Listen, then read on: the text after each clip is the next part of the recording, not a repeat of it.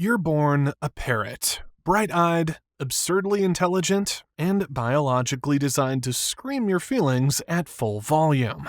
In the wild, you'd be soaring over canopies, gossiping with your flock, and bullying monkeys out of their bananas. But you live in a cage, in a living room, next to a Himalayan salt lamp and a scented candle labeled Zen Garden. Your toys squeak. Your diet is pellets. And your human keeps asking you to say, I love you, like you're a feathered Alexa. You are a creature with the cognitive ability of a 3-year-old, the lifespan of a grandparent, and the emotional regulation of a theater kid. And yet your entire life is lived 3 feet from a window and a family that thinks stimulating enrichment means hanging a plastic bell from a chain. You're basically a flying toddler with abandonment issues, and a podcast no one asked for. So how did nature's most brilliant bird become a screaming, feather-plucking emotional support boomerang? Welcome to Why It Really Sucks to Be a Pet Parrot. In the wild, your parrot mom would feed you beak to beak, warm, half-chewed jungle fruit, crushed seeds, nectar dripped from her mouth like a forest smoothie made with love. You'd be nestled in a tree hollow, flanked by your siblings, listening to wind, rain, and distant flock calls echo through the canopy. Now you're born in a box, on a towel, under fluorescent lights in a suburban kitchen. You don't meet your mom. You meet a human hand, and that hand holds a syringe full of formula. Lukewarm, banana-flavored bird mush, which gets squirted down your throat while someone baby talks. Who's a hungry little dino chicken? That's what's called hand-rearing. It creates a lifelong bond with humans, but it also rewires your brain. You never learn what it means to be a bird. You learn what it means to be a pet project with feathers. And from that moment on, you're no longer a creature of the forest. You're a housebound emotional sponge with a beak. And no one, including you, really knows what you're supposed to become. You're not just smart, you're insanely smart. You have the memory of an elephant, the social needs of a therapist, and the emotional depth of a poetry major. But your daily stimulation? A plastic ring, a half-eaten apple, and a Spotify playlist called Chill Vibes for Birds. You're basically a genius on house arrest. Boredom isn't just uncomfortable for you, it's psychological warfare. So when you start screaming, pacing, biting, or flinging pellets like an angry chef at Benihana, that's not misbehavior. That's your brain begging for mercy. Some birds get flocks. You get a mirror. Your human thinks it'll keep you company. You think it's your soulmate. You talk to it, flirt with it, regurgitate food on it like a love-struck Victorian poet. Then, one day, gone. The mirror disappears, and with it, your imaginary partner.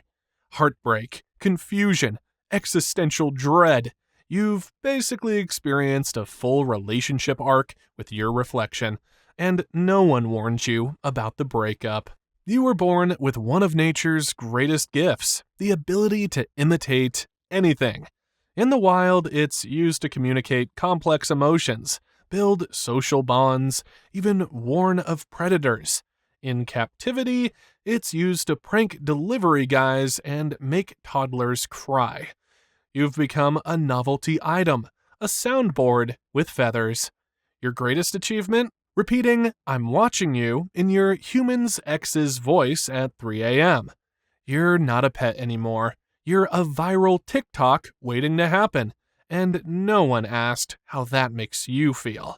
Your frustration hits a new level. You scream, they shush you. You bite, they flinch. You start plucking your feathers, one by one, until you look like a rotisserie chicken with commitment issues. They Google, why is my bird doing this? The answer? You broke him.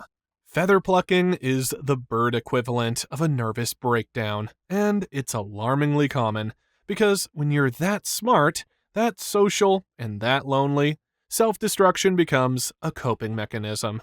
Ah, yes, hormones. One day, you're chilling on your perch. The next, you're desperately trying to seduce a flip-flop.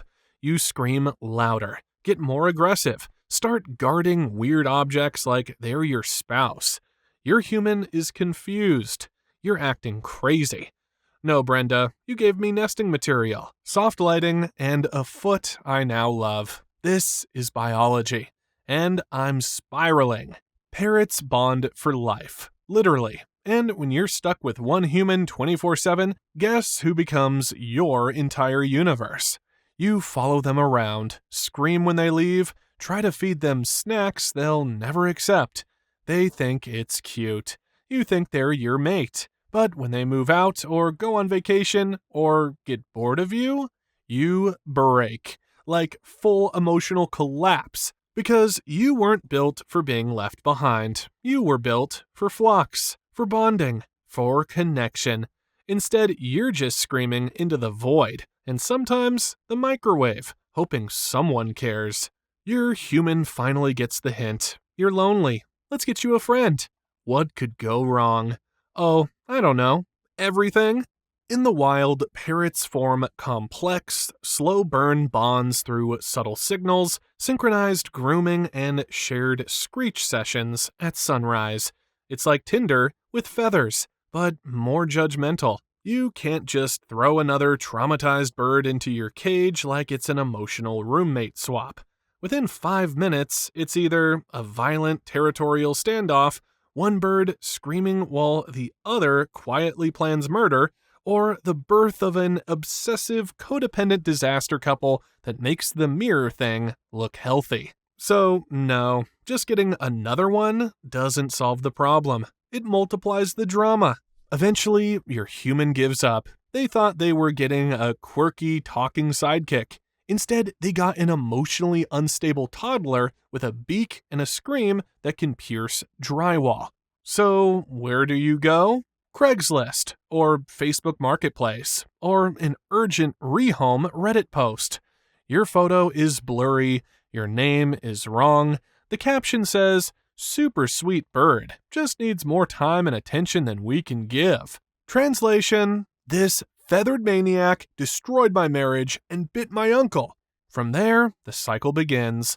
New house, new smells, new humans who also don't understand you. You're rehomed again and again and again. Each time you scream a little louder, bite a little harder, trust a little less, until one day someone picks you up and says, "Let's take you to a rescue, buddy." And for the first time, you hear silence. Real silence. No shouting, no TV, no toddlers. Just you and someone who actually gets it. But by then, you're different. Less trusting, more guarded, still brilliant, but a little broken, and none of this was your fault. Parents aren't impulse pets. They're decades-long emotional projects wrapped in feathers and existential dread. But nobody tells you that at the pet store. They tell you they're fun, friendly, great companions. They don't tell you that keeping one happy is like running a full-time daycare for a flying toddler with abandonment issues and a beak that can snap a carrot in half. So eventually, the novelty fades. The mimicking isn't funny anymore. The screaming becomes background stress. And the guilt? Oh, it piles up like feathers in the corner of the cage. You stop buying new toys. You stop letting them out to fly. You stop trying and hope they don't notice. But they always notice, because parrots don't just live long. They remember. They remember routines, voices, absences, and especially heartbreak. You were their flock, their world. And when that world started ignoring them, they didn't act out. They just cracked. Feather-plucking turns to infection. Screaming turns to silence. And one day, you look over and realize your brilliant, hilarious, once vibrant little creature is just sitting there. Quiet, empty, still breathing, but not really living. That's the tragedy. Parrots don't give up quickly, but once they do, it's because you gave up first. Here's the real kicker. You weren't designed to be a quirky 5-year commitment. You were designed to outlive your human. Macaws, 60 to 80 years. Cockatoos, 40 to 50. Even the little guys, parrotlets, lovebirds, easily hit 20. You're not a pet. You're a legacy. But most people treat you like a loud goldfish with feathers. And so the Craigslist spiral begins. Rehome, rebond, repeat. Each new human is a fresh heartbreak, a new name, a new cage, a new list of rules. You scream less, bite more, trust almost no one. By your 5th home, you've given up on connection, but not because you're cold, because you're exhausted. You weren't meant for this much loss. Here's the truth no one tells new bird owners. You didn't adopt a pet. You adopted a being. One with opinions, with memories, with trauma. One that doesn't just mimic words, it mimics feelings. You grieve, you laugh, you bond so deeply, it rewires your brain. You are a therapist wrapped in feathers, a survivor with wings, a little forest spirit stuck in a world of scented candles and soundproofing foam. You're not crazy, you're just out of place. And when someone finally sees you, really sees you, not as a decoration or party trick, but as a being worth knowing, you bloom, you dance, you say, "I love you," and mean it. Because parrots never lie. They only repeat what they've heard and felt. So if you own a parrot, take a minute, look at them. No cage upgrade, no new toy, no viral TikTok will undo years of loneliness. But showing up every day with patience, consistency, and respect, that might just save them. And if you're thinking of getting one, learn first, research more, know what you're signing up for. Because, yeah, being a pet parrot really does suck. But being loved properly by the right human, that's paradise in a living room.